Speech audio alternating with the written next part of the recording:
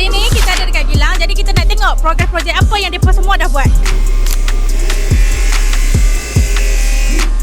Ini adalah threshold. Selalunya threshold ni adalah untuk projek kita, especially yang dekat KL, yang dekat Penang. Tapi kalau hampa nak buat pun boleh. Next proses adalah untuk kita nak join edging. Join tu bermaksud kita nak gamkan dia. Jadi ini adalah salah satu proses yang sangat penting. Untuk apa-apa projek, sebelum kita nak ke polish ke gam ataupun join, kita akan mula dengan proses ini. Kepingan slab kita akan dipotong mengikut saiz yang berkenaan. Seperti apa yang hampa tengok, inilah mesin kami.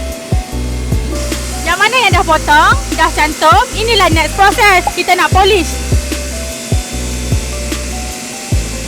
Kepingan yang kecil pun kita akan polish juga. Yes! Selain daripada kitchen top dan island, kita juga ada buat vanity. Apa tahu kan vanity tu apa?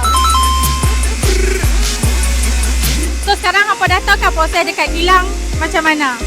Jadi kalau hampa berminat, boleh main ke showroom, boleh pilih batu. Hampa boleh tengok ni, kita ada banyak batu. Pilih, kita potong, kita masuk lori, kita pergi pasang untuk hampa.